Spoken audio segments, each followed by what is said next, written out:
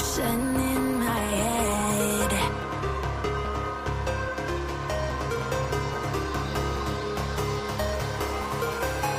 I can almost feel you walking in the distance, but I know that it's not reality.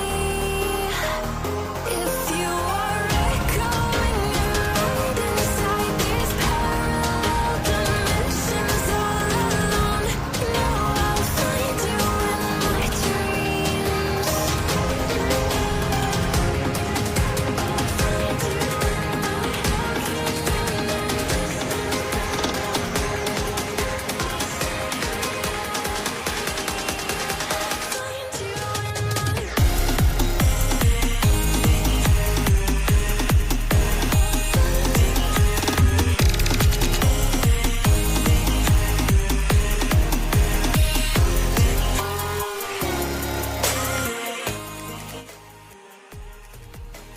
I'm sorry, you guys. I am completely jamming out to this song.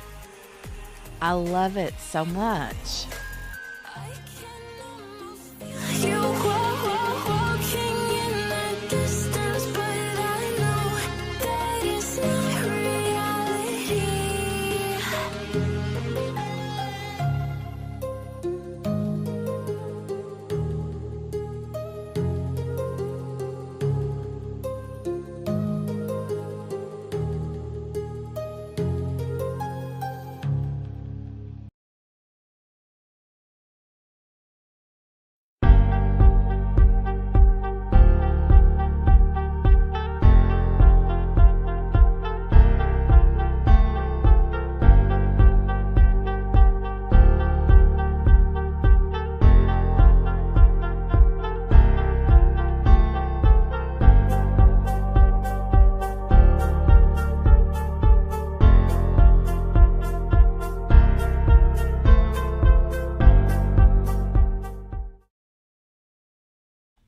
Hey guys, we are back. Hi. Hi. Yeah, I know it's not a murdery song, right? It's not so murdery. Hey Courtney, good to see everybody back. Thanks for coming back, you guys. Billy said I'm first. Lean Baby's here. Michelle lost a shoe. I found her shoe on my way to the bathroom. Thank you, Cherie. Sherry's back. Margaret's back, but confused. I had a piece of cheese. Made me a fresh cup of coffee. Ooh, nice, Michelle. Yummy. Let me get down here to the bottom.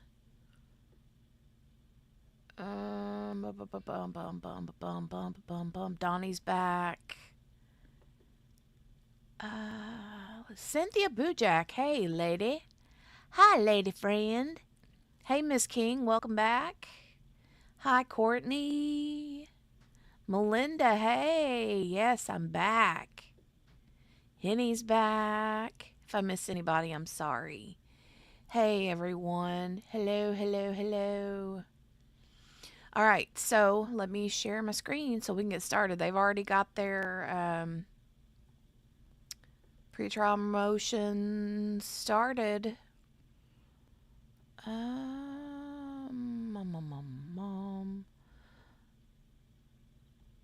Okay. Here we go. Hey, Patricia. Here hanging by a thread. Oh, I'm sorry. Hey, Morgana. I'm sorry you're hanging by a thread. I'm sorry. That's the worst. And it's Monday. That makes it even worse. It's like adding insult to injury, right? Okay. So I'm going to roll it back to the beginning. Looks like they went off for a minute. Chick is putting stuff on the judge's bench. Okay, now here we get a view of the defendant, Zachary Hughes. Pretty seal, South Carolina. Okay, got volume all the way up. This dude has very pretty hair. I'm going to put trigger warning up just in case because I don't know what they're going to do, say, show, anything. I don't know what their pretrial motions are. But Redbeard, right?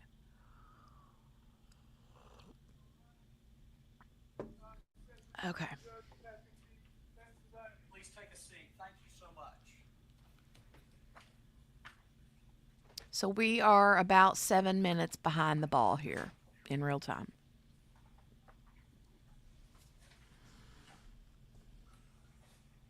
The volume's up in his hair. We're ready. Ay, ay, ay. Look at that. 16 people in the chat, or 16 people here. And I said all 16 of you better be over here. So, hi, guys.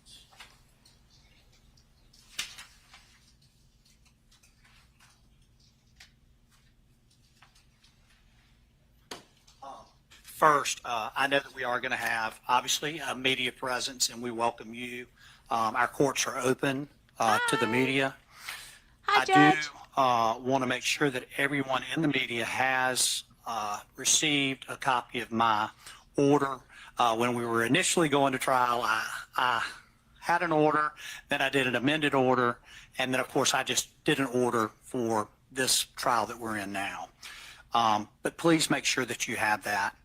And again, I welcome you to our courtroom.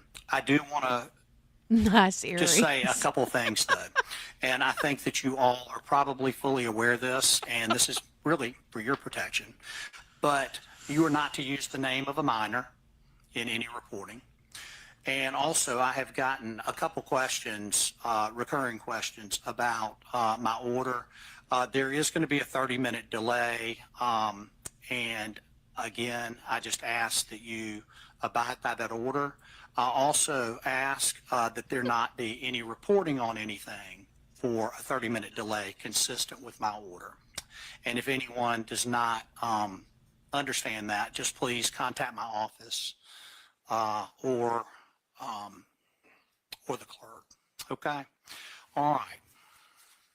I can appreciate the 30-minute delay. Solicitor? Yeah, just one housekeeping matter. Because what that does is kind of gives people a chance to redact things before it's, you know what I mean? In case there are things that need to be redacted, I appreciate that. Anyway, Or matter that we wanted to raise. I can't unsee it either. Your Honor, we have no objections to the manner of selection and the composition of the jury, Your Honor. Wanted to raise that with you, but we have no objections. Yeah. And I appreciate you doing that. That was on my checklist of whether or not y'all had any objections to the selection of the jury. Thank you, Mr. Mormon. And the state does not have any objection either. Okay. The selection of the jury. So no motions pertaining to the selection of the jury in this matter. Thank y'all. All right. Let me double check.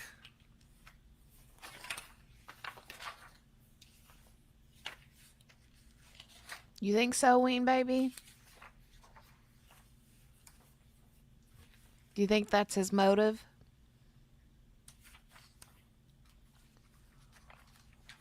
The state had initially filed a motion in limine.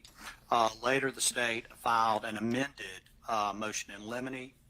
And I think that we will hear that one first. Yes, Your Honor. The state filed a motion for a gag order specifically regarding the accusations that were alleged by the defense counsel against the victim in this case, Christina Parcell. And it was in conjunction with our motion to exclude evidence relating to the case against Brad Post, who is going to be a witness in this case, who Your Honor's familiar with. He's been charged by the state of South Carolina as being prosecuted by the Attorney General's office for sexual exploitation of a minor. That case occurred about 2 weeks. Those charges were brought against Breathitt about 2 weeks after the murder of Christina Parcell, and about the same time that the defendant in this case was charged. Whoa. And so we filed a motion for a gag order for the purpose of keeping those statements out of the record and out of the press and from reporting on it, because the state felt that it was prejudicial. And it was in conjunction with our motion to exclude evidence of child pornography that is allegedly found on Brad Post. And I say allegedly because Brad Post has not been convicted. He's been charged with sexploitation of a minor first and third, and I believe buggery, based on lots of videos and photographs that were located on his phone and thumb drives and computers. He just happened to be the fiance of Christina Parcell. And so we've asked this judge, your Justice Honor, one, to keep the defense from putting those in their motions. Put those things in their motions so that that information, which has been unsubstantiated at this point in the trial, at this point in our procedure, and if it was necessary for a filing, to redact it so we could keep it out of the hands of the press and a potential jury. In addition, the state was attempting to comply with the Victims' Rights Act as well, which a victim, in this case Christina Parcell, has a right not to be shamed and ridiculed in the case against the defendant who's allegedly committed this murder. So that's sort of gone on, and that we filed that back in October, Your Honor. And at this point, the state withdrew. Donnie says, I'm lost already. So I know there are a lot of players in this one, because they talk about Christina's past. I don't know if they were both husbands or what. And I think that this, Ween Baby, correct me if I'm wrong, this guy that's on trial is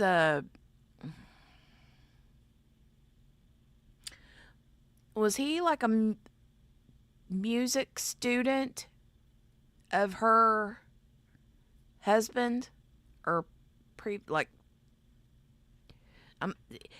it's confusing. He's a friend of her ex. Okay, Ween Baby, yeah. So I think what I heard was this guy, the Zachary Hughes that's on trial for her murder, was a student, like a piano or something. I know we're going to have charts, right? Yeah, but I think he's in jail, Donnie?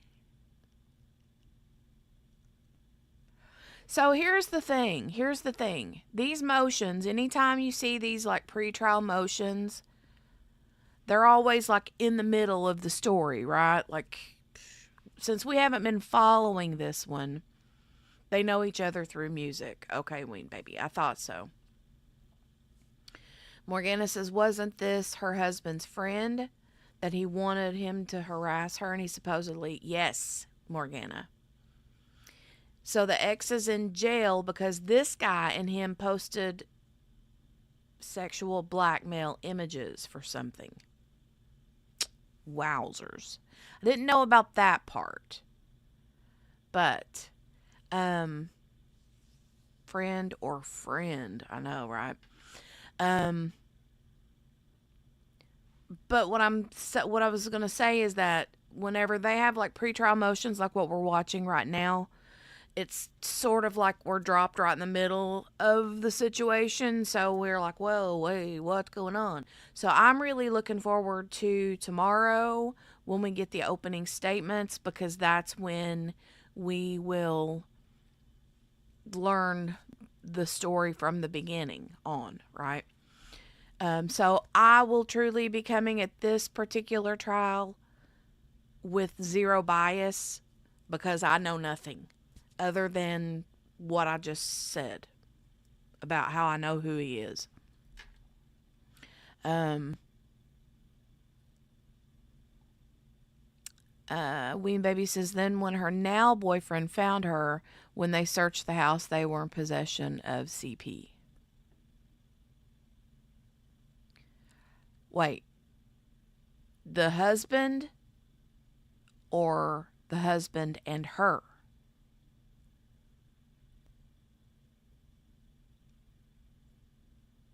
I don't know. Miss King says, me too. I know nothing about this case. So the fiance's in jail. Oh, you right. You nailed it, Michelle. Right? Oh my God. So there's been a lot of talk. I've seen talk about the victim in this, how they don't want people to see her in a bad light, this, that, or the other, but I didn't know why they were saying that. So, Ween Baby, are we under the impression that she knew about the CP stuff? Or did she find out about it and that's why they're.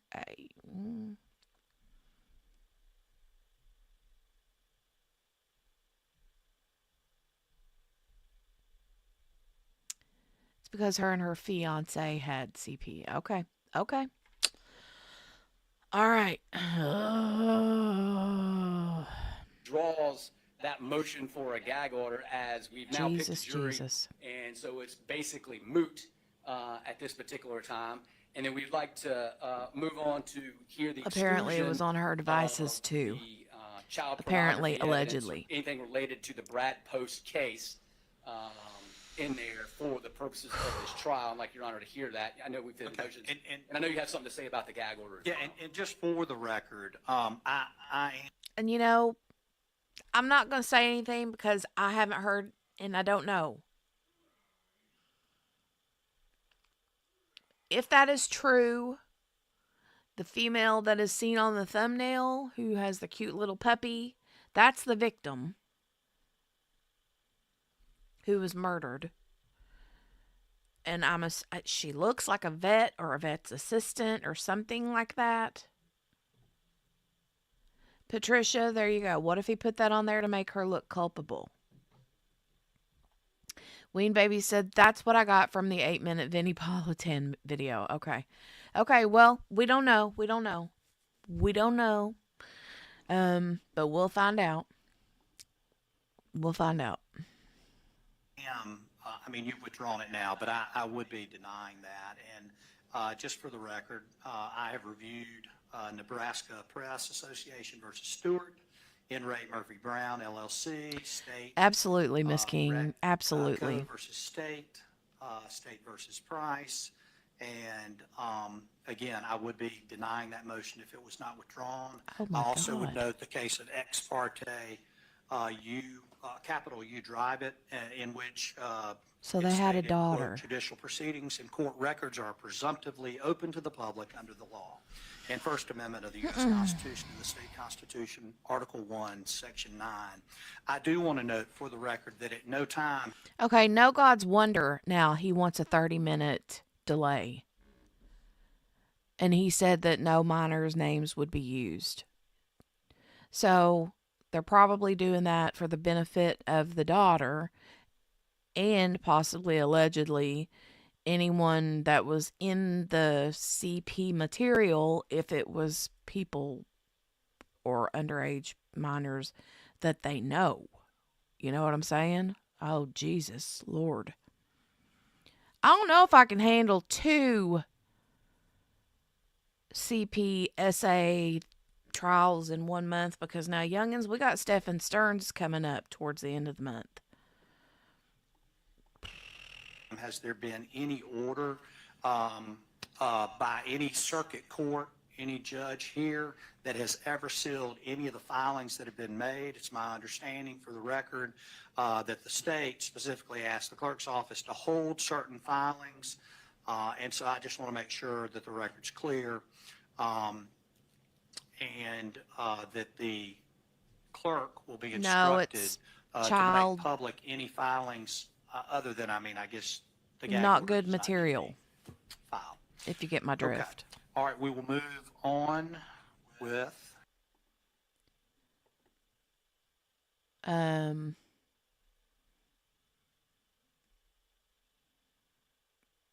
Like corn pop cereal. Yeah. CSAM. Yeah.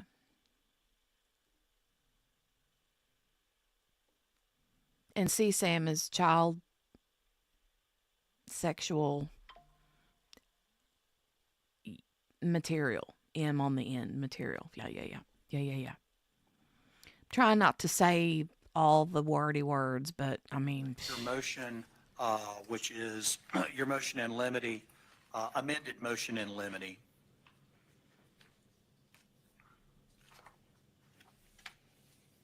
Yes, Your Honor. Yes. When you're ready to Okay. proceed. Thank you, Your Honor. Yes, so the state filed a motion, an amended motion in limine to exclude any reference to any evidence of the child pornography. Now, say the alleged child pornography. Again, has not been substantiated in any court, as Brad Post has pled not guilty to those cases. sorry. To his particular case. All of the items were found on devices in his possession or under his control. And so our first argument, Your Honor, was that in this particular case, in the case of who killed Christina Parcell, Zach Hughes has been charged with that crime. That particular crime that may or may not have been committed by Brad Post has absolutely no relevance to this particular case. And so that's of course our first argument of that. And we highlighted in our motion, Your Honor, the highly prejudicial effect of putting in the fact that child pornography may have been on some of his devices there. And I cite State v. Cooper as well. Evidence we can have no other effect to cast a bare suspicion upon another or raise a conjectural inference that the crime was committed by another is not admissible. But not only is there conjecture, Your Honor, there is absolutely zero relevance to any and all child pornography, to this murder case, and there's no nexus, and the defense cannot provide. I mean, at this point, he said it 10 times. So, you know what I'm saying? And I don't know if YouTube can differentiate them saying it versus me saying it. You know what I mean? Because basically the reason spins that creators don't like saying those words is because it can like demonetize it, the streams. So that's why. And they'll kind of like not throttle, but I think sort of like drop you in the algorithm, that kind of thing too. So anyway, A nexus at this stage. sorry about the phone in the call too. process. That was the school calling to And cancel. so, Your Honor, we school would ask tomorrow. you to exclude any and all reference to child pornography, which goes to also Brad Post's testimony as well. We've also asked this court to limit the testimony of Brad Post. And for the record, Your Honor, his attorneys asserted a blanket Fifth Amendment protection on his behalf in relation to that. It's my understanding State v. Lawrence is the main case on that as well. And the key to that is that he's not an inculpatory witness. He's at the bottom of the chain when it comes to evidence against Zach Hughes. His testimony will be, I've never even met Zach Hughes. I don't know Zach Hughes or anybody that from in the public. And so Zach Hughes, the name of Zach Hughes will not come out of his mouth other than I don't know who he is.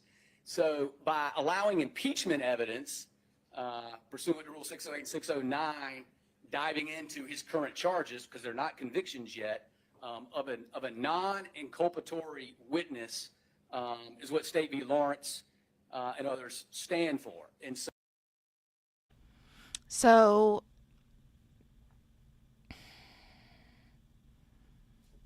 he said something about this Brad Post taking his Fifth Amendment right. Is he the boyfriend, the current boyfriend? so when you have a non-inculpatory witness, your ability to go into their potential impeachment sort of diminishes and it lessens as you go forward. All the other cases that we cited, Your Honor, are folks who were eyewitnesses to crime or they were in the car before a murder happened. In this case, Brad Post is merely just going to talk about how he arrived at her house at around 11 o'clock on the 13th and found her deceased body inside his house, her house. and the house where Okay, she lived he's with her the sister fiance. and her daughter. The Brad So Post. Okay. we would ask this court to restrict that any mention of that evidence on those grounds in relation to Brad Post, as well as the impeachment. We would ask this court to limit the impeachment or the conversation about his pending charges to, have you been charged with a crime? Would be the extent you can go into his pending crime now that he's defending against.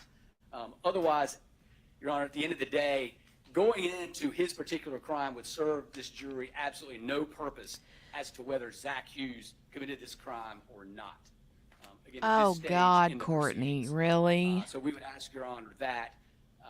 And we would also ask you to restrict the defense's ability to cross-examine him on that God. particular area. As, again, it's not relevant and it's extremely prejudicial.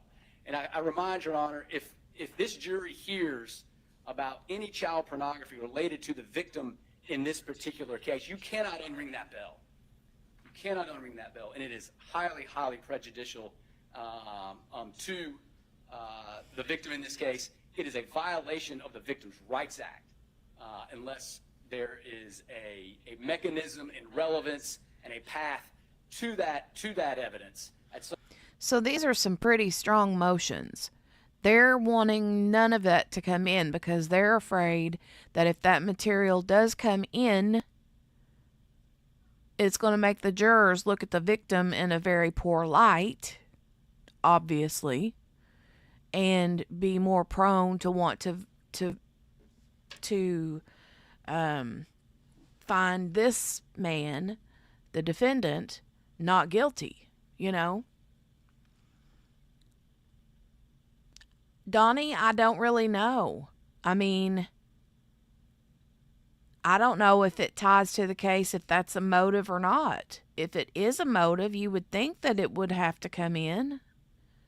But he's just saying if any of it comes in, that you can't unring that bell.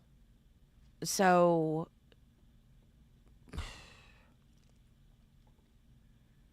I don't know. Some point in time, and Your Honor, the state believes there is no path to that evidence. There's certainly no path to that evidence at this stage in the game, and before the state has even permitted any or presented any evidence to this jury. And so we certainly would ask Your Honor to restrict that. And if you do restrict all of those things, we would ask that we don't need an in-camera proffer of Brad Post. As far as the state's questions, we have gone over those. Donnie, I've submitted please those to do. the court. I've submitted those to defense. Brad Post has responded to those. He did not assert his Fifth Amendment right on any of the questions that the state begins to ask.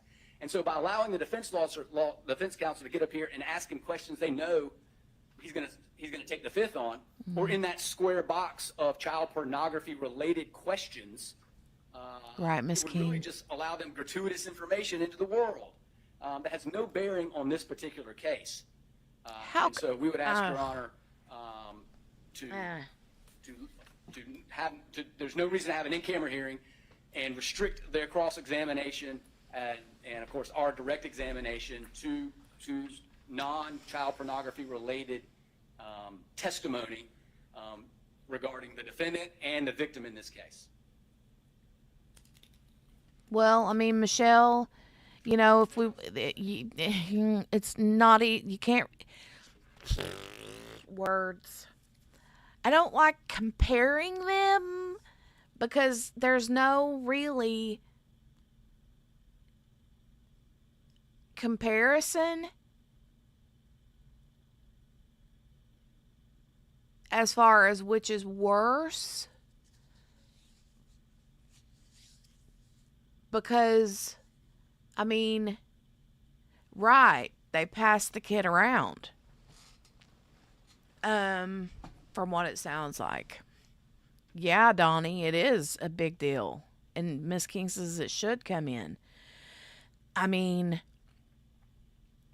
I'm just kind of, oh my God, blown away. Blown away. The thing, like, to me, it would be more comparable to Stephen Stearns and Maddie if we knew for a fact that Jen did something to Maddie. You know? If we knew for a fact that Jen did do something, even if it was just to willingly hand Maddie over to Stefan, which I believe is I'm on the fence, but I've got 1 foot over thinking that she allowed it, then, you know, oh my God, I could, oof, oof, oof. Not at this moment. Your Honor, may it please the court. First, a timeline I think would be useful. The state moved to exclude this evidence in September of 2024. In November, Speak in the mic, we had dude. a bond hearing for our client. After the bond hearing, the state instituted the motion for gag order, and sometime around in there amended the motion in limine. So, Your Honor, I would argue that timeline, I don't think necessarily they were in conjunction with each other. Your Honor, this, I just have to deal with this from the get-go. The state has told Your Honor once again that these allegations related to the child pornography are, quote, wholly unsubstantiated. This is a refrain that we've seen repeatedly in the pleadings from the state. We have made it very clear in our pleadings in response to theirs that we in no way want to discuss this topic irresponsibly, discuss it gratuitously, but over and over again, when the state alleges that it's wholly unsubstantiated, we just have to address that, Your Honor. It is highly substantiated. We have evidence to show that. And as an officer of the court, I've represented that in pleading. Side note, the other defense attorney sitting there in between the defendant and the one speaking looks like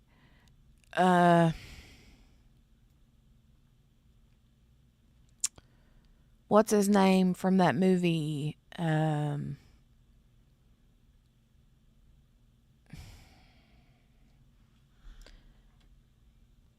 Rain Man.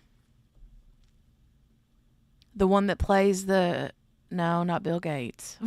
He does kind of Bill Gates too. He reminds me of the dude that plays the autistic man in Rain, the autistic brother in Rain Man. And I forget his name. But that's who he reminds me of. Is that it? Dustin Hoffman. That's it. Dustin Hoffman. Yep. Mr. Moyer has represented that in pleadings, and that evidence exists, and we're prepared to introduce that evidence. But I want to set that straight. That evidence exists. We're prepared to show it and prove it. As it relates to what the ask is in the motion, extraordinary relief they are seeking. 16,000 or more images of child pornography. We have photographs. We have videos.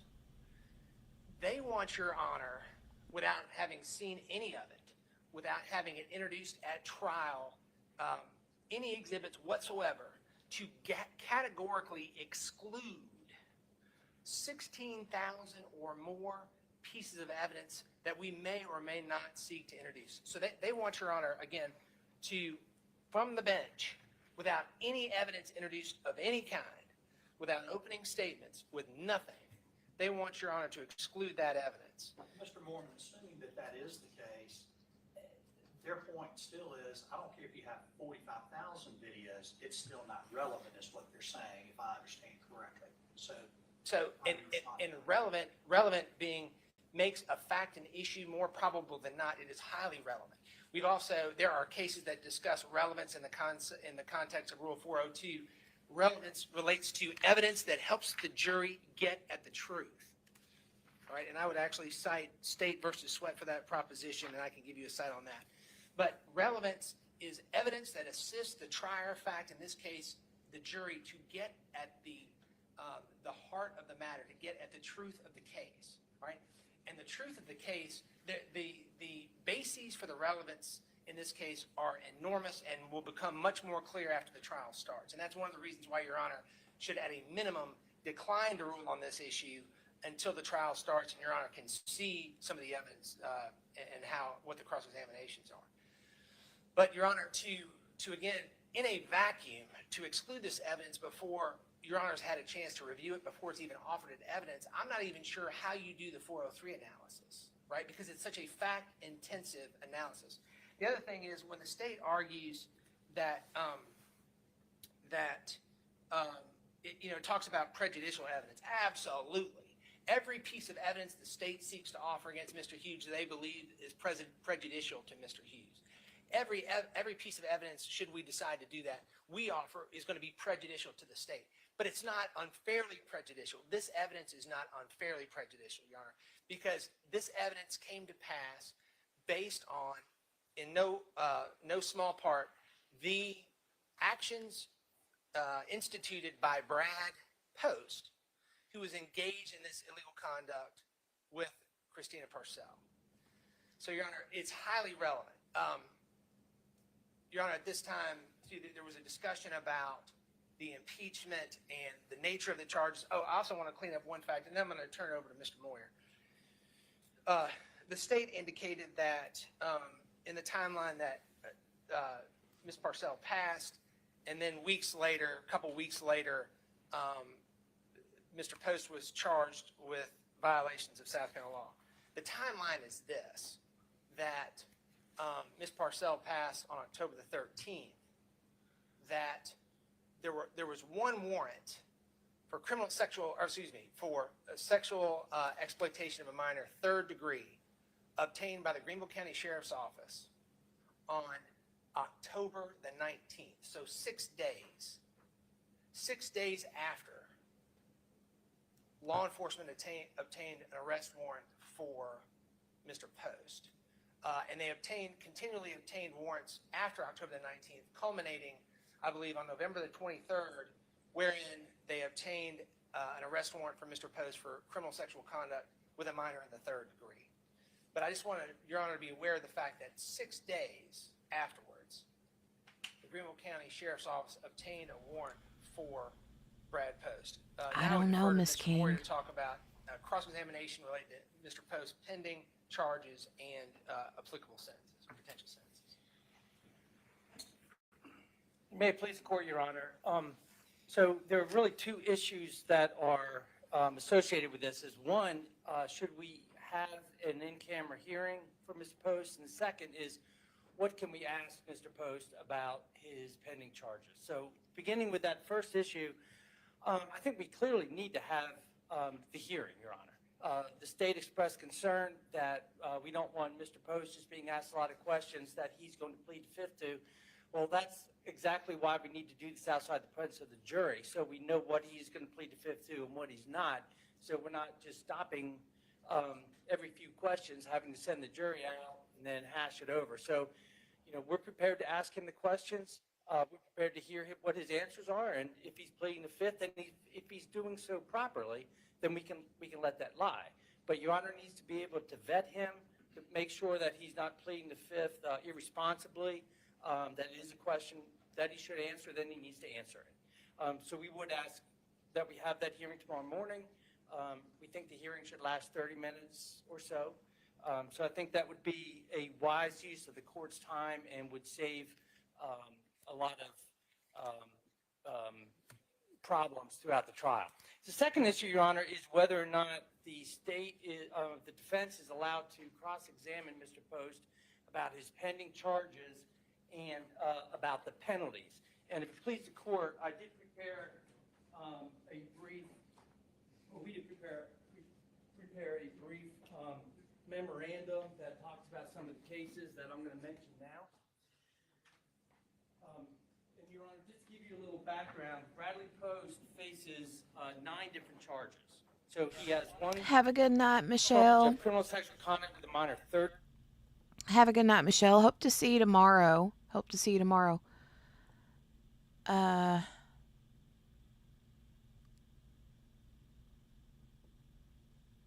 Have a good dinner, too.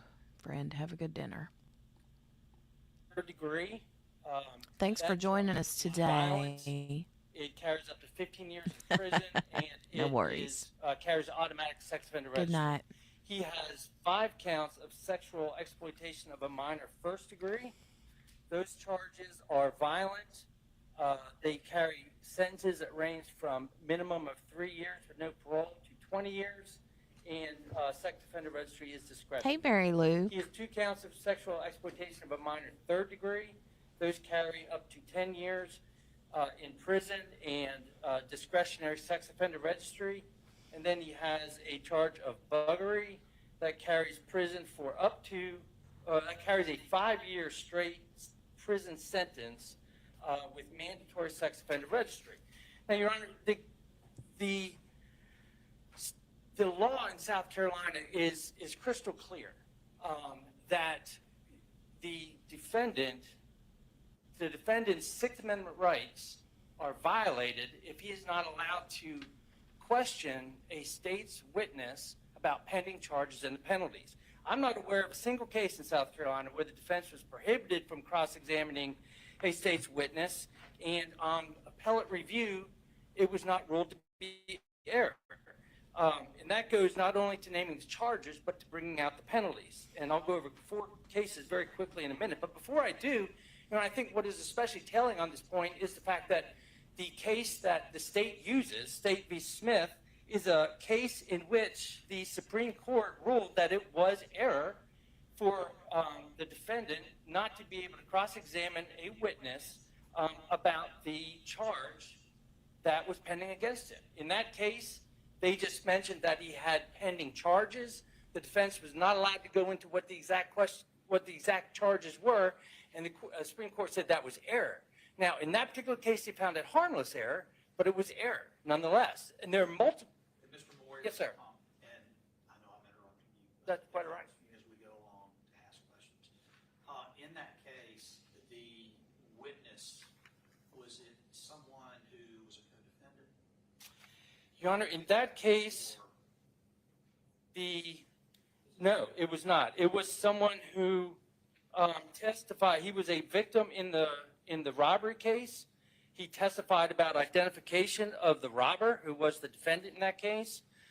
That person had pending carjacking charges. And actually, in that case, what happened is the state actually dismissed that charge that morning in an attempt to try to keep the defendant from being able to ask about it. This was actually a PCR case, and the Supreme Court ruled that it was deficient of the defense attorney for not pressing that issue and striving to have that charge named. Again, in that particular case, it was found to be harmless. There are a few cases where the courts have found it harmless error. There are many where the courts have overturned convictions, murder convictions. And so basically what you're being asked, it appears, Your Honor, is to just go along with the erroneous ruling, and let's just hope that the Court of Appeals finds it harmless. So so that's State v. Smith. Now, there are other cases, Smalls v. State. That is a case where the Supreme Court overturned the conviction because the defense attorney was found deficient for not attempting to impeach the witness with the charge and potential penalty. There's a State v. Gilliam. There, it's a burglary case. There was a co-defendant in that case, and the defendant was prohibited from questioning the co-defendant about the penalty for burglary first degree, which was 15 years to life. And the Court of Appeals found that to be error and overturned that conviction. State v. Mizell. In that case, the defendant was denied permission to question a witness about pending charges and was denied being allowed to ask about potential sentences, and the court overturned that conviction as a violation of the Sixth Amendment. And then State v. Sims, Your Honor. In that case, there was a state's witness testified, had numerous pending charges unrelated to the murder case that was before the court. He had drug charges, grand larceny, robbery charges, And the court ruled that the specific charges could, the trial court said that the specific charges cannot be mentioned, only that he had pending charges, and that was found to be error. So, Your Honor, in this case, I think the law in South Carolina is crystal clear that when a state's witness is cross-examined and he has pending charges, he can be asked about what those charges are and what the penalties are. And so, Your Honor, we would seek to do that. Does it matter to you that it's the AG's office as opposed to the solicitor? It's the same party, Your Honor. It's all the state. So that does not make a distinction. It's in the 13th Circuit. It just happens that and I don't think it matters. I think the charges could be in Richland County. It could be in North Carolina. What matters is there are pending charges. And the implication is that somebody testifying with pending charges, even if they don't have a deal, in fact, it's even more relevant when they don't have a deal, because the courts have ruled that that person is going to be going out of his or her way to try to ingratiate himself to the prosecution so that down the road, when he or she comes before a court for sentencing, that person can say, Judge, I cooperated with the state. You need to take that into consideration. I testified. And so whether there's a deal or not, whether it's in 13th Circuit or not, whether it's being prosecuted by Mr. Wilkins' office or not, they're pending charges and they need to be asked about. So that's your argument for 608C bias? Yes, sir. Not this time. Thank you. Yes, Your Honor. Briefly, I'm going to have Mr. Hofarth respond to the Smith case, but Your Honor, this is a simple issue. The defense cannot establish any relevance whatsoever to the case against Brad Post that, number one, I can't give Brad Post any deals because I'm not prosecuting him. So it is very relevant, that issue. But what is on Brad Post's phone has nothing to do with this case, and they still can't establish a nexus to it. They can't establish any relevance to any of that. Do you see that defense attorney jerk his chair back when he said that? Whoa, he jerked his chair back like, I got something to say to that. And until Watch. they can do it, has Watch this. That issue. The one in the middle. This What one. is on Brad Post's phone Watch. has nothing to do with this case, and they still can't establish a nexus to it. They can't establish any relevance to any of that. And until they can do that, there's no reason this jury needs to hear anything about what's going on with Brad Post and his separate crime. Because, Your Honor, whether they like it or not, Brad Post is not on trial here. Zach Hughes is on trial here. And so the fact that Brad Post may have child pornography on his phone really has no place in this courtroom here today.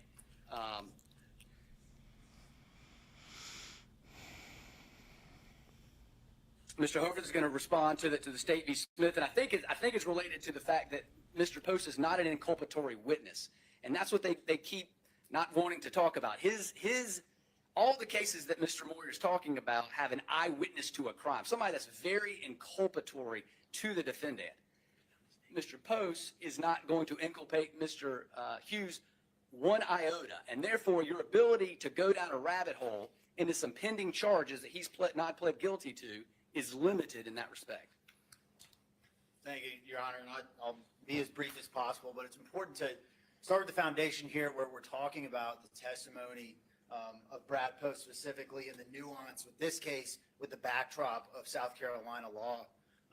I cited Smith and Mitchell in the state's brief because they are the most pointed to the circumstances related to this case, but really the circumstances related to Brad Post's testimony go a step further to warrant the exclusion of such cross-examination as to the sentencing he might potentially be facing, or even the naming of the specific charges.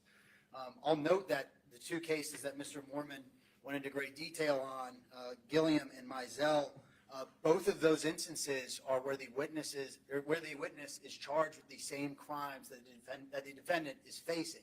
So obviously that would be probative upon cross-examination to even if there's not a deal in place to pry as to the potential bias of that specific witness. But, starting with your ability to tailor this to the specifics of the case, and that comes from the United States versus, I'm going to mispronounce it, but Frederick, F-R-E-I, right, Frederick. It really needs to be a case-by-case analysis. And in Smith and Mitchell, those two witnesses were eyewitnesses, inculpatory witnesses to the crime itself, and then charged with collateral, offenses. In both of those cases, the Supreme Court, or the court, held that the only essential information that was excluded from cross-examination was defense counsel's latitude in being able to name the specific charges with which that witness was charged with. Not to get into sentencing, not to get into what they were potentially facing, only what the specific charges were.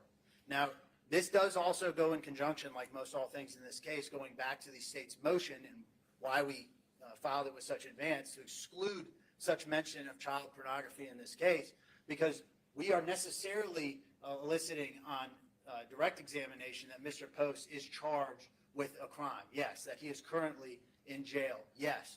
But as soon as the cross-examination comes out and the question is asked, well, you're charged with criminal sexual exploitation of a minor, that opens Pandora's box in the present case. And of course, looking back to exactly what he's testifying to, he doesn't know who the defendant is. He did not know at the time of the crime, on October 13th, 2021, who the defendant is. He is testifying necessarily because he found the body of Christina Parcell, because he received envelopes going toward the harassment charge of Zachary Hughes. And mind you, he didn't even know who sent those harassment envelopes. And he's testifying to the blanket, to the bare minimum that he was in a relationship with Christina Parcell to explain why he would show up at the house on the morning of the 13th. This is not an individual who says this is Zachary Hughes who committed the murder, who provides any evidence towards attributing Zachary Hughes to committing this murder. So it is completely within your discretion to curtail the cross-examination, to not elicit the charges, but certainly not the sentencing that he faces, and opening that door. And Your Honor, I refer you to 610B. It says cross-examine on any matter relevant to the issue in the case, including credibility. So even the rule contemplates relevancy. May it please the court? And the relevancy, Your Honor, is bias. And that is a hugely relevant point in any cross-examination. I'd like to read just a little bit from State v. Gilliam. It says, the fact the witness has yet to reach a plea bargain or been found guilty should not prevent the admission of such evidence. The lack of a negotiated plea, if anything, creates a situation where the witness is more likely to engage in biased testimony in order to obtain a future recommendation for leniency. Accordingly, we conclude the Court of Appeals erred in holding the trial judge properly excluded testimony concerning Steele's potential sentence if convicted of the same crime as defendant. Included in the Confrontation Clause protection is the right to cross-examine any state's witness as to possible sentence faced when there exists a substantial possibility the witness would give biased testimony in an effort to have the solicitor highlight a future court how the witness cooperated. So there's no distinction about whether the person is testifying about something that's inculpatory or not, about what the nature of what the person is testifying is about. And if the state can find any case where it makes that distinction, we would love to see it because it's not there. And because oftentimes we don't know when a person testifies, sometimes it does not become clear how significant that testimony is or what implications there are to that testimony until down the road we start hearing from other witnesses. It just comes down to the fact that if it's a bright line rule, if he has pending charges and he testifies for the state, then it can be asked about. And just one other point, Your Honor. On that case, the witness, it was Page in State versus Gilliam? Let me look at my notes, Your Honor. Was it a co-defendant? Was it somehow tied in with the crime? I think Page was a co-defendant in that case. Mark, you had something else? So what you're, and just with I think with the Gillian case, it was a murder case. He was tried for murder. The murder burglaries. Well, but the murder weapon was obtained in a burglary previously that Page, the cooperating witness, participated in. just reiterate what the import of their argument is. Judge, if the witness is really testifying about something that hurts the defendant, then he can be cross-examined on this. But if it's really not that big of a deal, if it's not too inculpatory, then his credibility is not a big deal. There's just not distinctions out there on that. If they put this witness on the stand, this witness has a motivation to curry favor, to get help on his pending charges, then that's open season. That's what the confrontation clause allows. And what Mr. Moyer has said is so true, that case after case after case, trial courts have been reversed when they've sought to limit cross-examination on pending charges and on possible sentences. There's no distinction that we've been able to find in that, period. You're going to have a witness up here just asserting the fifth over and over and over, and of course that gets to why you feel like you need to have the in-camera hearing. And you know, When the Fifth Amendment and the Sixth Amendment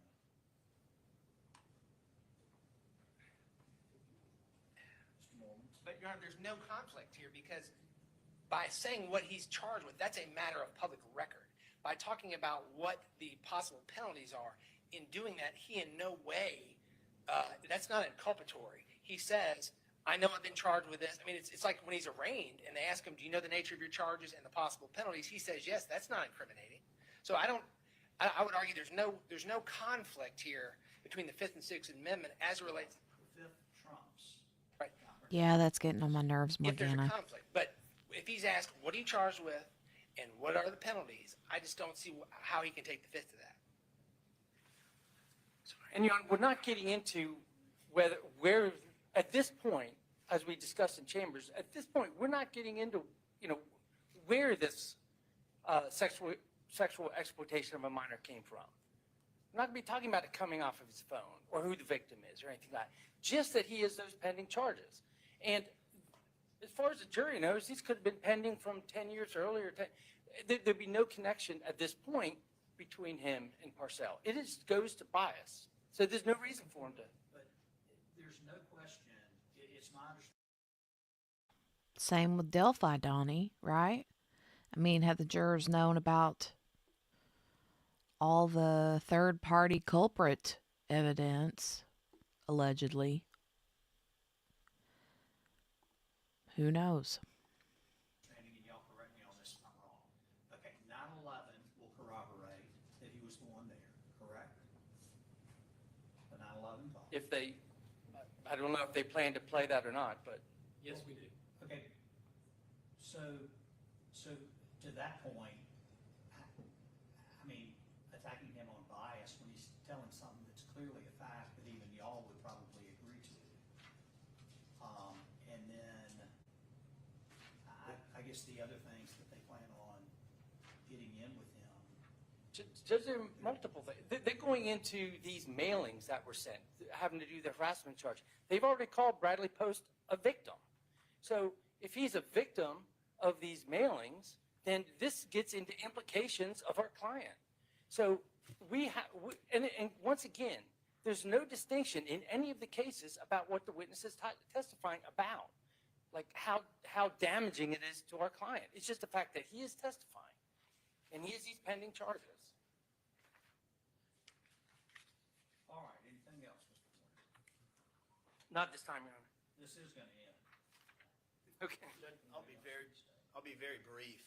I'll just note that where Mr. Mormon is claiming that there's no differentiation, I suppose that ignores the factual analysis that the court goes through on each individual case in describing the pretense to the witness testifying, where the court always makes light of the importance of the witness's testimony, and that's noted in Delaware versus Van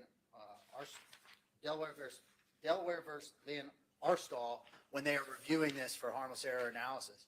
And the importance of that particular witness's testimony is, I believe, the first factor that they analyzed. And the hypothetical that the state put in its brief, or not the hypothetical, but the reality of when we're talking about what is the impact or the bias value of asking that question from the defense's perspective, given what Mr. Post is testifying to. So you elicit the question, aren't you charged with criminal sexual exploitation of a minor? Does that make the fact that he found her body that morning less likely? Does it make the fact that he received envelopes less likely? Does it make the fact that they were in a relationship less likely? Or what doubt does that cast on those bare factual bases that he's going to provide? And that is the distinction when the courts are analyzing this as to the importance of the witness's testimony to the state's case. He is not sitting there saying Zachary Hughes sent those envelopes. Zachary Hughes committed this murder. Then, of course, where you would get into that same line of cross-examination, of course that would project bias on the weight of his accusation towards the defendant, but we don't have that here. So that distinction is critical for the court to take note of, and that's why it is within the trial court's discretion to tailor the scope of cross-examination on a case-by-case basis, depending on what that witness is going to testify to. And, just very briefly, what Mr. Hoferth was talking about right there, it goes into the analysis of whether it's harmless error or not whether it's error. So it is clearly error not to allow these questions to be asked of the witness. And courts are not supposed to analyze and try to drill down on what exactly the import of this particular evidence is. I mean, otherwise we would have every witness who's testifying for the state who happens to have pending charges. We'd have to have in-camera hearings. How important is this evidence? Is it going to, how damaging is it to the defendant's case? We don't do those analysis. It comes down to a bright line test. Again, is it the state's witness, and does that person have pending charges? And I'll. Okay. Thank you. I'm going to take a little while. I'll get y'all a ruling this afternoon. Hopefully I will not take too long. I mean, y'all have done an excellent job on briefings. To a certain degree, I've had a heads up on what I need to rule on.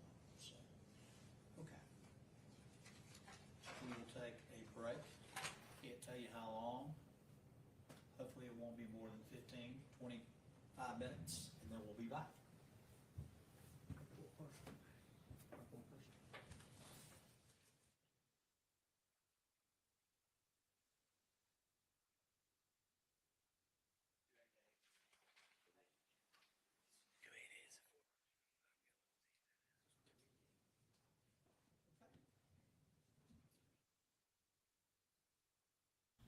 So he's going to make a ruling on this today.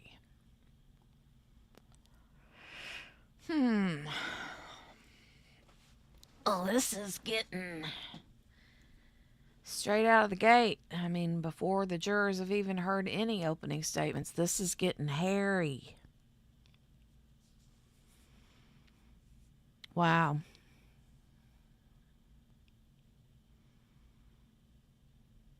Wow, wow, wow.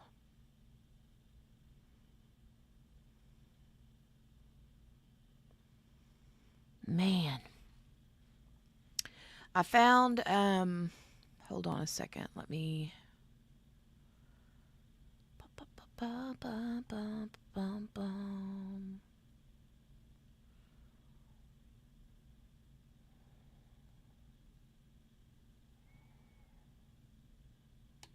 Hold on a second. I found a couple, well, quite a few different articles.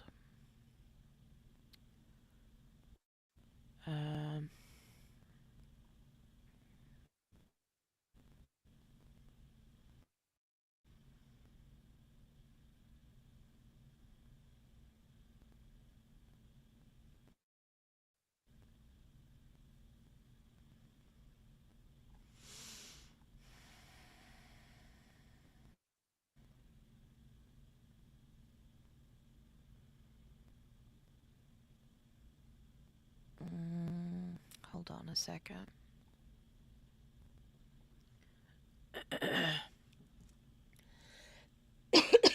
Excuse me. Oh, Cynthia says, cornerstone of our legal system is allowing the accused to confront their accusers.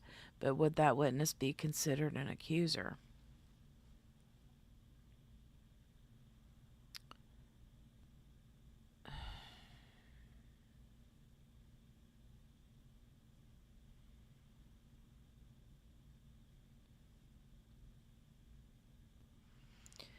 I mean,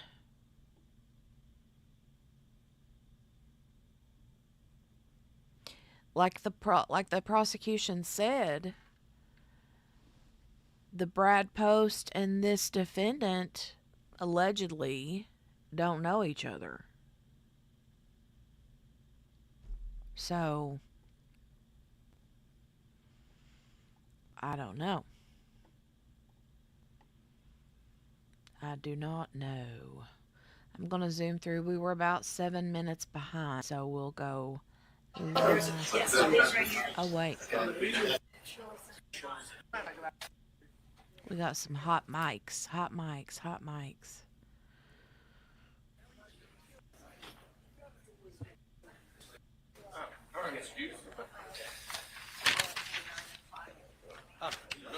Let's go. I hope that judge turns his mic on this time, because Lord have mercy. Yeah. It's like trying to read lips. So, you know, you cut this on.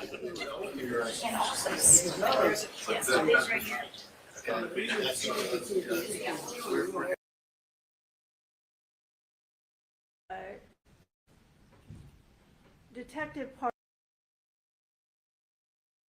What happened? Something happened. What happened? Why did they cut the feed? Hold on, maybe they'll... No? Why did they cut it?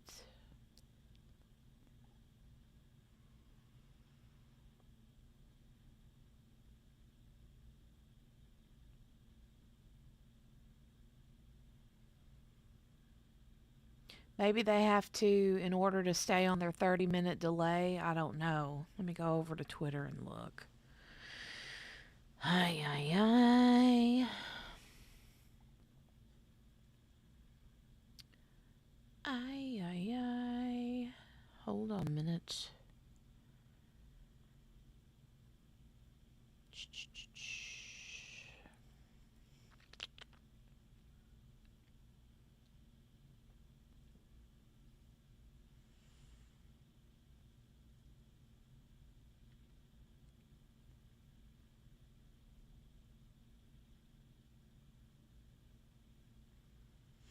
I don't know for sure, Donnie. I think the ex-husband.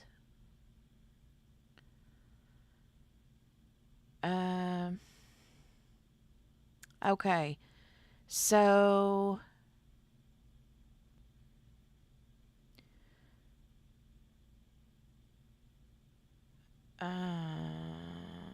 says the judge will rule on the pretrial motions in the morning.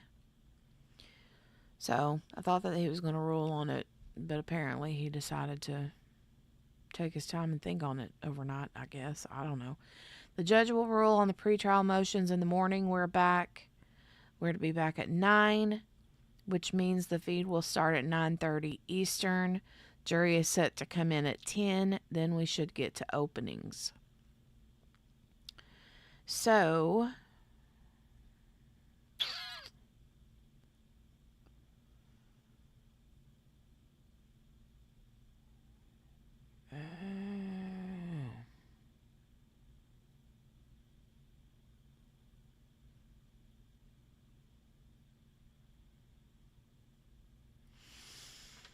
I don't know. But I wanted to, hold on, I wanted to read through this.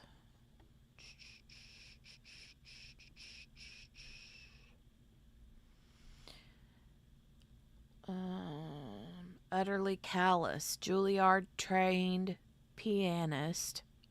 I said it that way because, I don't want YouTube to think that I'm saying the male appendage by calling it what it's supposed to be called. Pianist. Already charged with very brutal murder.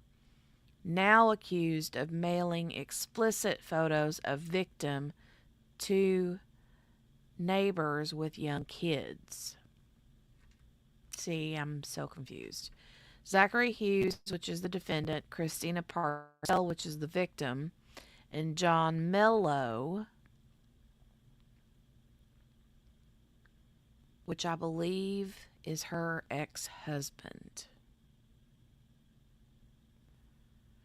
Juilliard trained concert pianist, already accused of the very brutal stabbing murder of 41-year-old animal hospital worker in 2021, is now charged along with the father of the victim's child for allegedly mailing sexually explicit photos to Greer, South Carolina neighbors and businesses.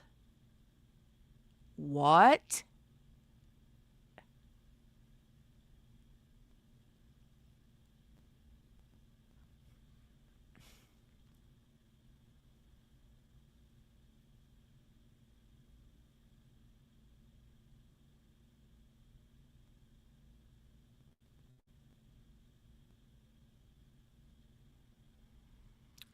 I am so confused.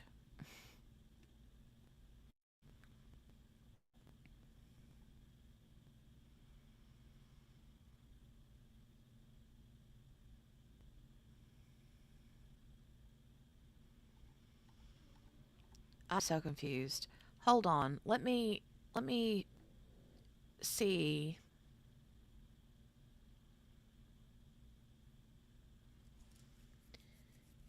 Oh my god.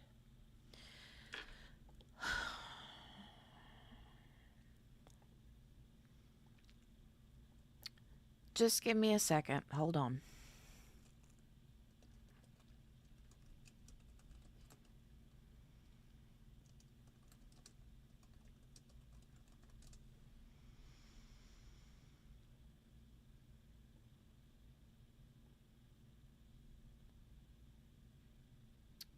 Uh,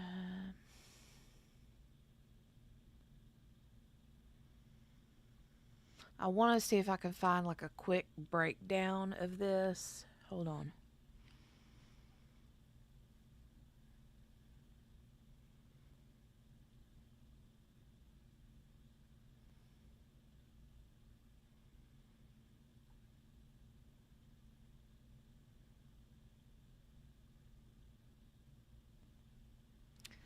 There's quite a few.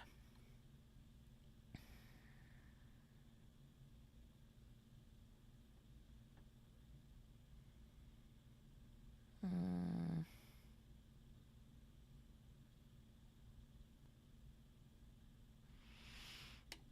Okay, let me see this one. Hold on a minute.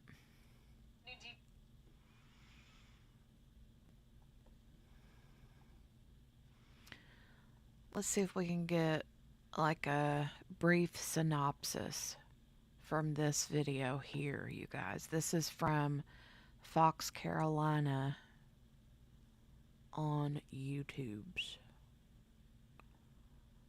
Um,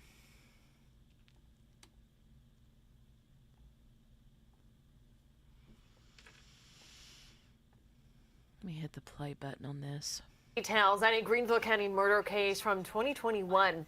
And deputies issued new charges against two people who they say spread explicit images of the victim just a few months before she was killed. One of them is already in jail, charged with her murder. Christina Parcell was found dead inside her home on Canebrake Drive in October of 2021. Deputies say she was stabbed over 30 times.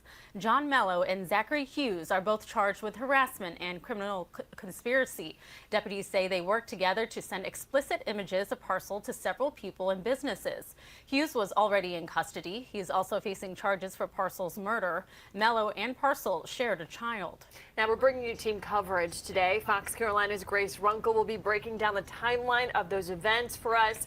And Zach Berlutsky was in the court when Mello and Hughes both went before a judge this afternoon. Zach, what can you tell us about that hearing? Now this video said, I think it was like a month ago. So this isn't like current, right?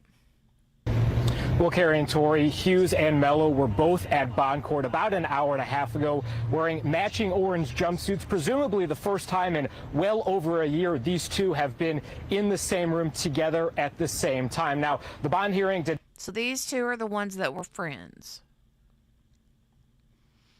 And the Mello is the victim's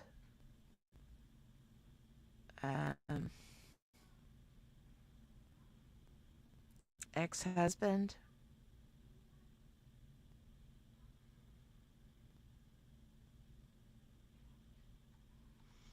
Wow, this is going to be crazy, you guys. This is going to be crazy.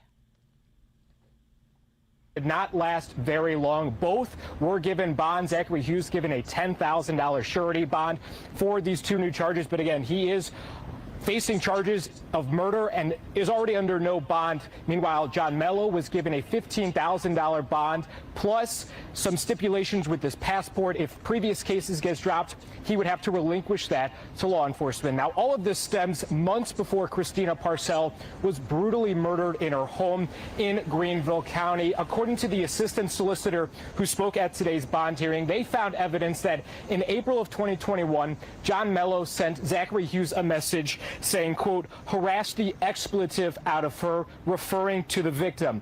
Now, in May, just a month later, emails from John Mello's account were sent to Zachary Hughes containing some graphic photos of Christina Parcell. And then a month to 2 months later, some packages were sent out to several people, some businesses containing those explicit images. And we do know that according to cell phone locations, authorities and officials with the solicitor's office say that Zachary Hughes was in the place, the city, when those packages were sent, both from Greenville and also Knoxville, Tennessee. And again, cell phone locations shows that Hughes was in both of those cities the days those packages were sent. Now, we also heard from the sister of the victim, Christina Parcell, who's... Okay, so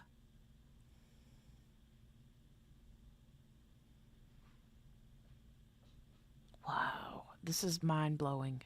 Says that some... I'm trying to think. He's like harassed the you-know-what out of her, is what the Mello dude is telling the Hughes guy that is on trial for the murder. So the Mello guy, he knew about the CSAM material. And he's using that to harass her. So I wouldn't think, Donnie, that they would do that. I wouldn't think that they would do that.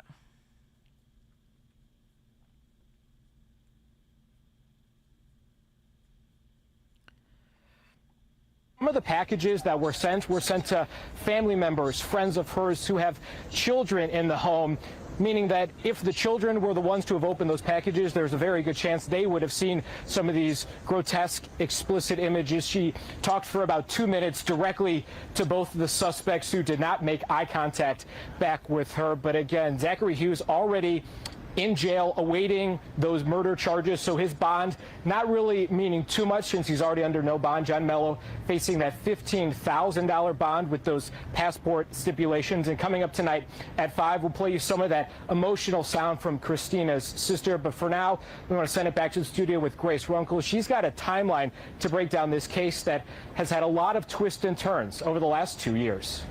Well, that's right, Zach. It's been pretty confusing, so we want to walk you through this whole case from the beginning. So, Donnie, I'm assuming, who are the images of? I'm assuming it was images that Ween Baby was talking about earlier of the victim, Christina Parcell, and the child, or children, or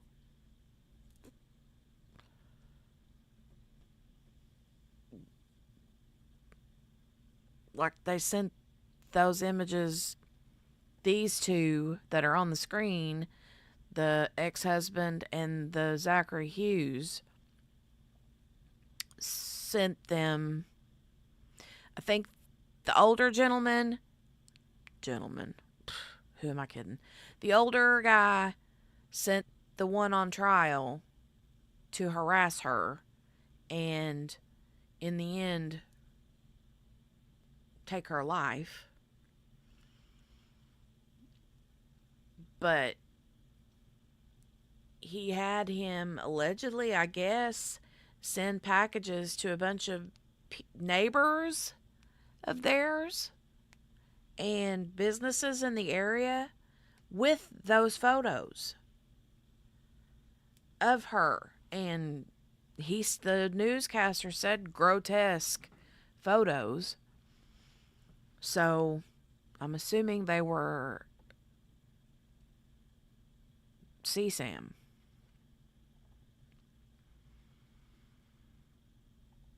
Like we just found out today, according to investigators, this all kind of really started in June and July of 2021. John Mello and Zachary Hughes were sending explicit images of Christina Parcell to people and businesses. Now, Mello is Parcell's former partner and they share a child together. But just a few months after they say those images were sent, Christina Parcell was found dead in her home in Greer with more than 30 stab wounds on her body, and that's really what launched into the rest of this case. Days later, deputies arrested Bradley Post. They say it was based on evidence found in the house on Canebrake Drive that investigators found while they were in there investigating the murder. Now, shortly after that, we saw Mello get arrested on charges related to a custody violation involving the daughter he had with Parcell. In November, Zachary Hughes, a Juilliard-trained piano player, is charged with Parcell's murder, and 7 months later, in June 2022, the solicitor's office files a motion asking a judge to order Hughes to release the passcode to his iPhone. They say there was critical evidence in there they needed access to. Then we found out that the court ruled in September in favor of forcing Hughes to release that passcode, but investigators are unable to get into the phone until February of this year. Court documents say they essentially had to hack into the phone themselves. We found out in April that's because Hughes says he could not remember his passcode, so the solicitor's office is asking the judge to hold him in contempt because they think he is lying. And that, of course, brings us back up to today when the two were charged with conspiracy. Now, coming up at 5, we're going to break down what we know about the relationship between Mello and Hughes. Live in the studio, Grace Runkle, Fox Carolina News. Wow. Lord have mercy.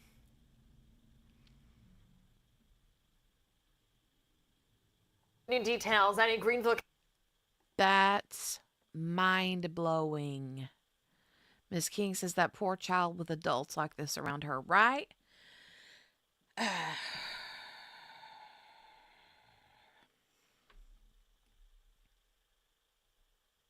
Holy cow.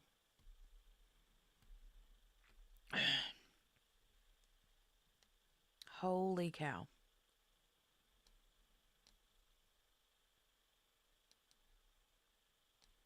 Says it's 62, but it feels like it's in the low 40s.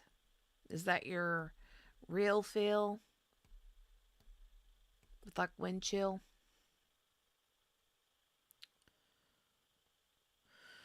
I don't know, you guys. This is, we won't find out until tomorrow morning if the judge is going to allow the CP stuff in.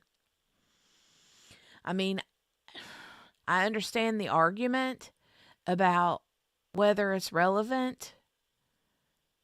And of course, I automatically want to say, of course it's relevant, you know?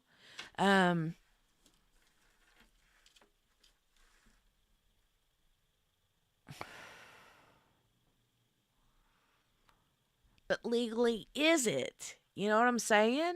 Legally, is it? If it were blatantly relevant, then the judge would be like, yeah, it's coming in.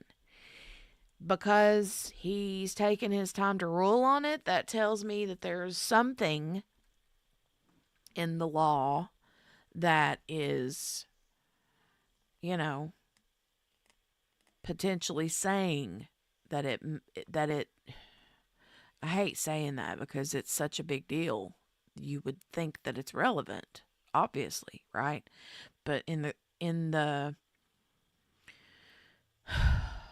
legalities of it all is it when it's got to do with the dude that's on trial for murder? You know what I'm saying? So I don't know. I don't know. Because he's the one on trial for murder, not.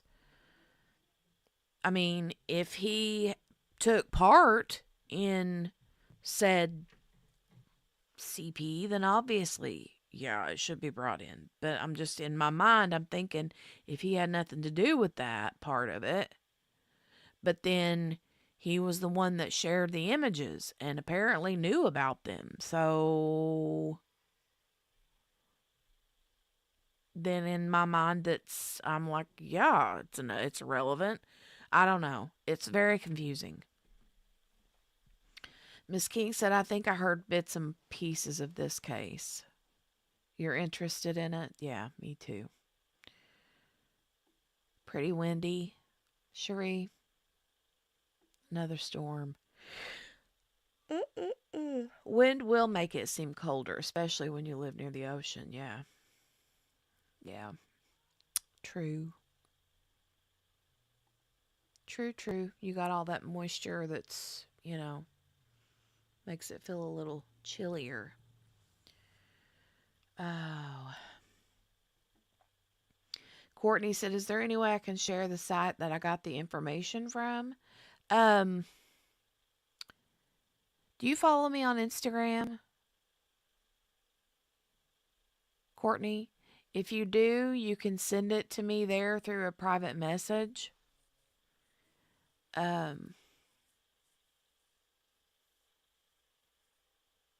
know, right, Miss King?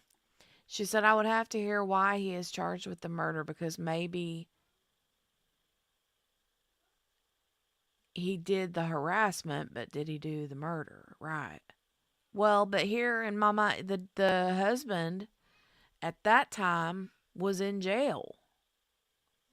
Right? Or ex-husband, I guess. Oh no, imagine we're all dry and burning a couple weeks ago and now we're flooding. Eek. Flood warning for Thursday. Yeesh. Hey, Kylie's mom. Good to see you. Hope you're doing well. Saw you were live and came to say hi. I'm about to leave, so I can't stay, but I miss you all. Hopefully, I can get in live sometime soon. I hope so. It's good to see you, too. It's been a minute, huh? It's been a minute. I'm waiting on Courtney to tell me if she has my IG.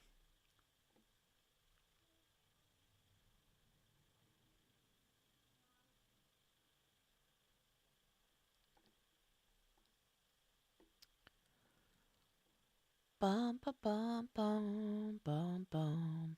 Because it won't let you post links in the chat. Unless you're a moderator. If you want to tell me the website, I can probably go find it, Courtney. Okay, thank you. Thank you. She sent it. Let me go look. There's a few different places that I get docs from.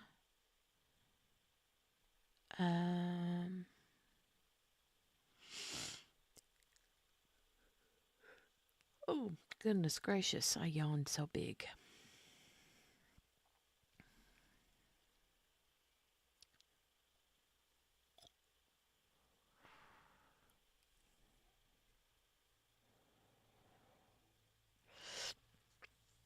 Oh, okay. Thank you.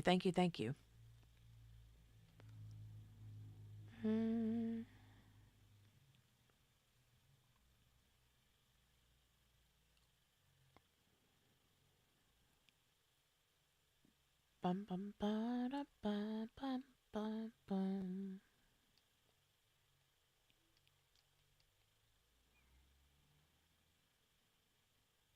Mm.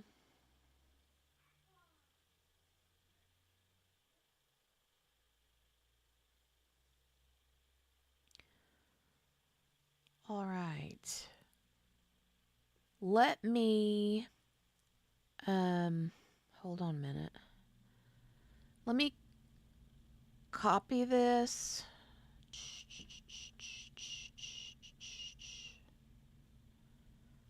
Copy. This would be a really good article for us to go like look at. Because it looks like it goes very in depth, which is very good. So with that, this could be our little bit of homework for tonight. Hold on just a second. View.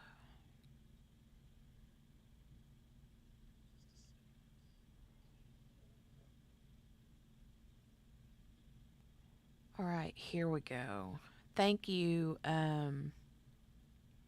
Thank you, Courtney, for this. In-depth info. Paste. All right, you guys, I just put that link in the chat. She's doing pretty good, Cynthia. She's doing pretty good so far. She still would rather be there in person, you know, but it is what it is, right? At least for now. At least for now.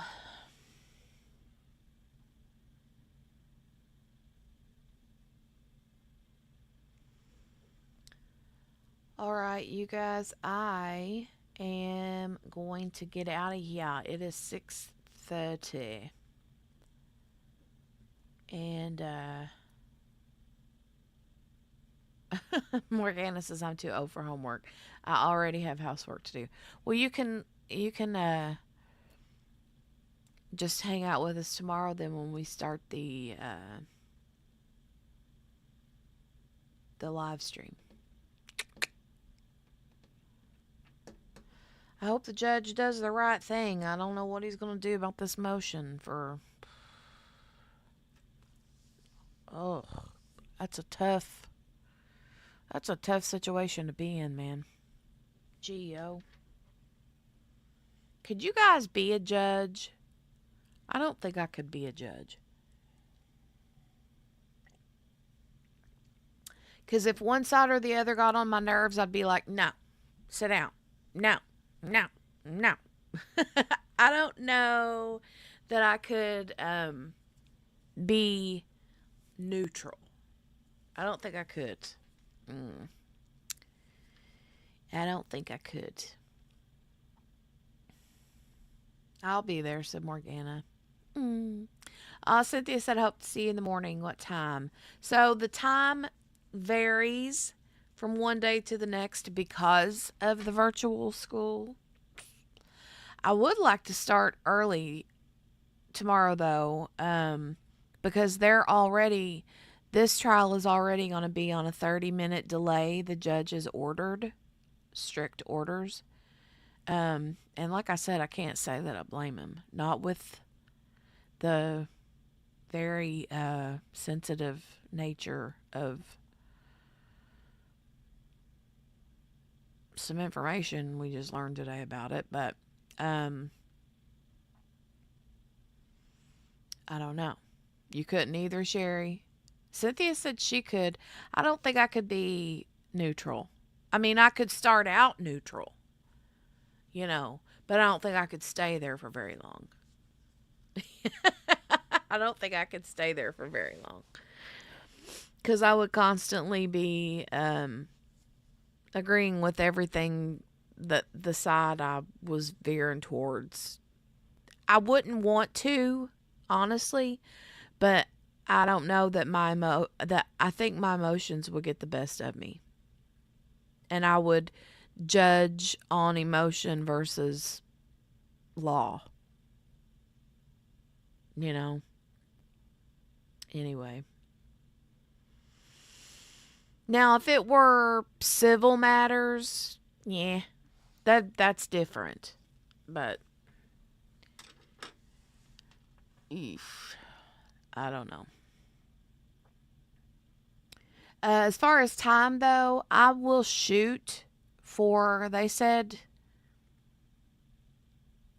I think I read on Twitter, they said they're supposed to be there at 9, but the stream won't start till 9:30 because of the 30-minute delay, but then it could be even later than that.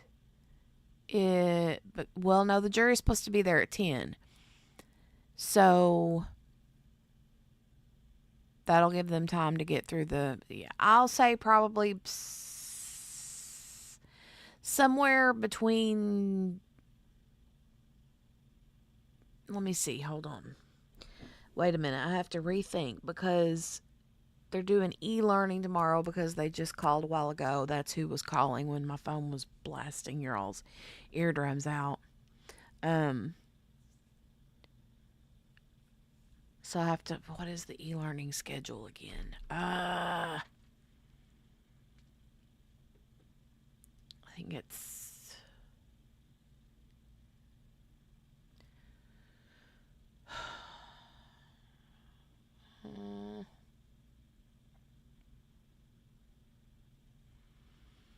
hold on a minute. Let me go look real quick.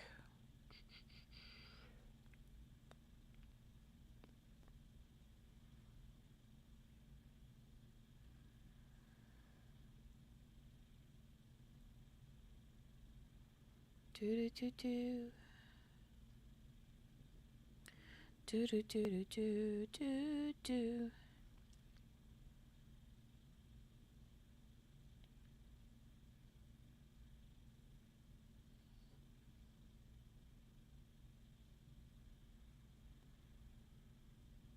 Okay.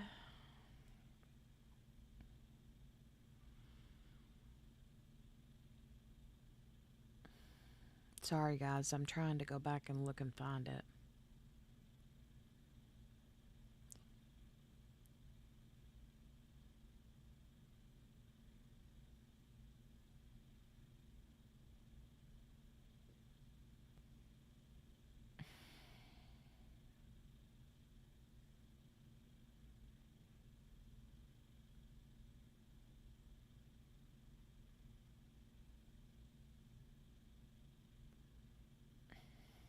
Mm-hmm.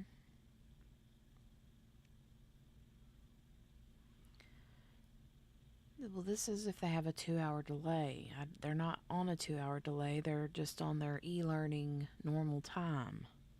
Ugh.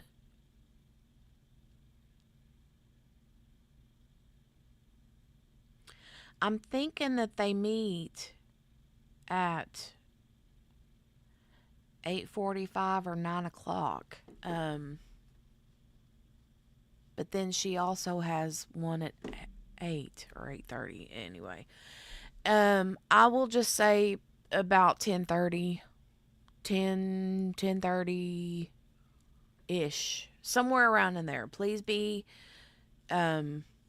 just make sure you have your notifications turned on, and hopefully if YouTube is doing like they're supposed to, they will let you know. So just check in with me sometime in the late morning and we should be going. Now, Morgana, I hope not. I mean, I don't want to be that late, especially, I don't know. It's just so difficult. It's so difficult to try to...